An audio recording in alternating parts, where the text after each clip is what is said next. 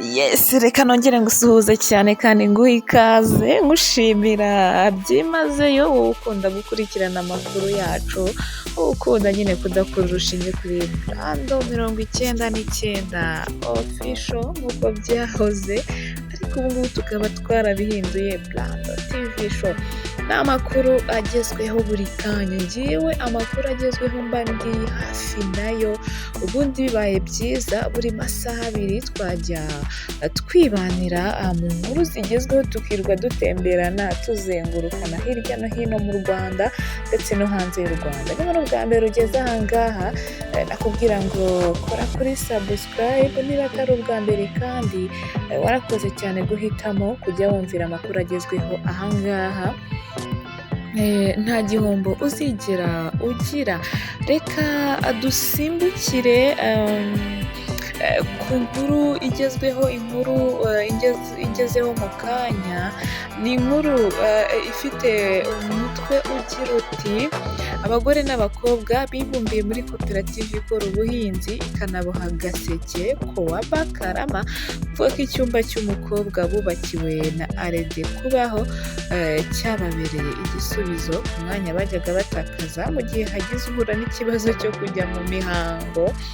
Ni icyumba bavuga ko cyanabafashije kunoza isuku, ariko kandi kikanafasha uwagira ikibazo cy'umubiri nyuma akumva atameze neza, agahita nyine ngo ajya kukiruhukiramo. Ni inkuru nabonye mbona ni inkuru iri amazing, ndavuga ni inkuru tugomba gusangiza abanyarwanda, kuko nabonye ari ikintu cyiza kibaye kiri henshi mu gihugu, byajya bifasha abana b'abakobwa. Nk'uko ngira ngo ujye ubona nk'uko wenda tugenda ku muhanda ugasanga duciye nk'ahantu hari ubwiherero buri rusange, ubwiherero buri public.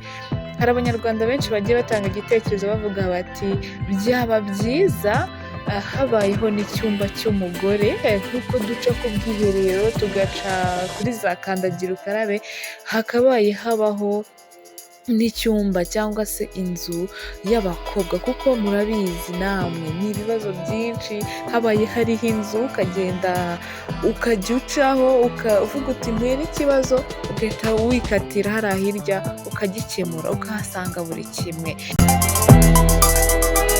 Abagore n'abakobwa bishakiye igisubizo, ariko abangaba bakaba n'ubundi basanzwe bafite aho bahuriye n'ibikorwa byo kwihangira imirimo. Hari umwe mu banyamuryango b'iyi koperative Kowaba ngo witwa Musenge Alphonsine, akaba yaraganiye n'ibinyamakuru akababwira ko iki cyumba ku mukobwa kimufitiye umumaro mwinshi cyane, aho yagize ati iki cyumba cy'umukobwa cyabaye igisubizo kuri twe cyane iyo twaje guhurira hano mu mirimo igendanye na koperative yo guhinga, kudoda no kuboha agaseke, cyangwa se hari indi mpamvu yaduhurije hano.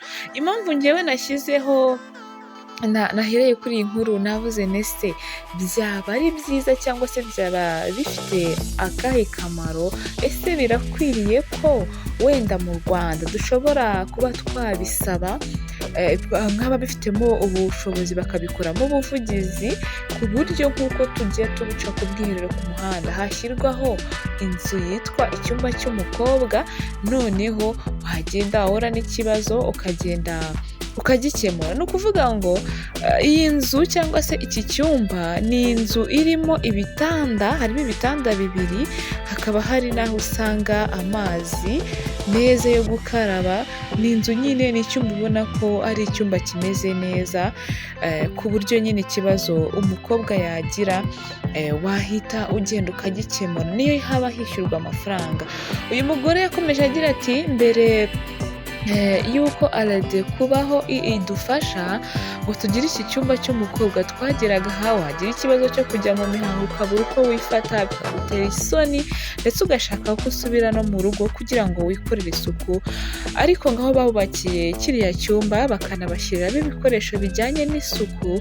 Iyo hagize uhura n'ikibazo cy'imihango araza akajya mu cyumba cy'umukobwa agakaraba uko nyine yari yiyanduje, akisukura, akongera akitunganya, agasa neza, akambara akenda k'isuku, ngo yarangiza agasubira mu kazi ariko ubwo niyo ufite ikibazo cyo kuba wenda warwaye nko mu nda hari kukurya harimo n'uburiri, uhita uryama ukaruhuka, noneho mu kandi kanya gato ukaza kumva umeze neza ugasubira mu kazi. Icyumba cy'umukobwa kandi cyatumye aba bagore badapfusha umwanya wabo ubusa, ngira ngo urabona ko hari udukoresho tumeze nka kontegisi dukoze mu bitambaro cyangwa se umwambaro w'imbere umugore akoresha igihe yagiye mu mihango.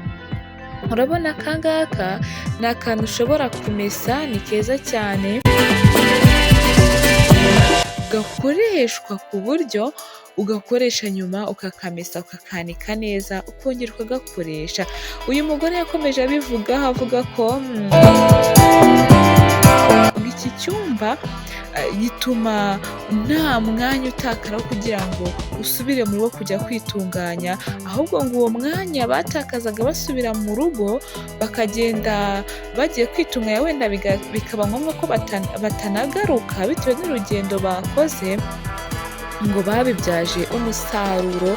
Ubu ngubu bakaba bikemurira ibibazo byabo bari aho ngaho, cyangwa se bakikorera isuku, none bakaba baranafashe uwo mwanya wo gukora tuno twambaro, bakaba badukoresha bakakamesa. Urumva ni akambaro keza.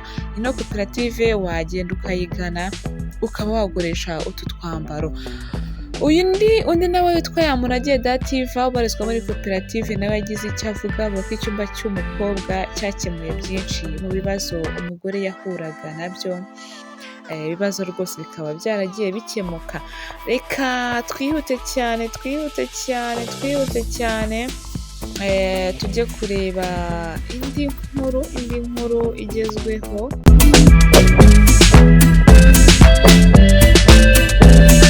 Ni inkuru ivuga ku rwego rw'igihugu rw'iterambere RDB n'ikigo cy'igihugu giteza imbere iyoherezwa mu mahanga ry'ibikomoka ku buhinzi n'ubworozi NAEB byahawe amezi 3 yo gushaka umushoramari w'uruganda Kigali Silk Factory rutunganya indodo z'amagweja.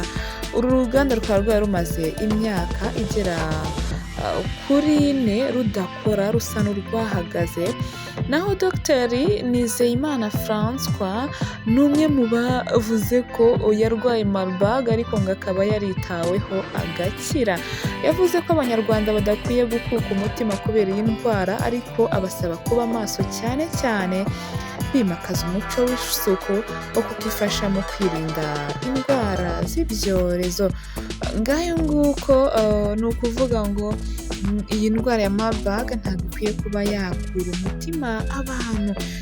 Ni ukuvuga nyine yuko abantu bari bahangayitse cyane, bya bindi bavuga ngo icyorezo gihangayikisha abantu cyangwa se kikabakura umutima kurusha icyorezo nyirizina. Amakuru aba atangwa kuri icyo cyorezo ahangayikisha abantu kurusha gutinya kurwara iyo ndwara. Ariko niba hari abatangabuhamya bagaragara bavuga ko barwaye icyorezo bagakira, ni ibintu byo kwishimira, ni ibintu byo guha agaciro cyane. Kude shapo kuri Minisiteri y'Ubuzima yakomeje kudushyiriraho ingamba ndetse no kuturinda iki cyorezo, tukaba ubu ngubu turimo kuririmba intsinzi, aho ntawe ukigaragara ko yishwe n'iki cyorezo, hakaba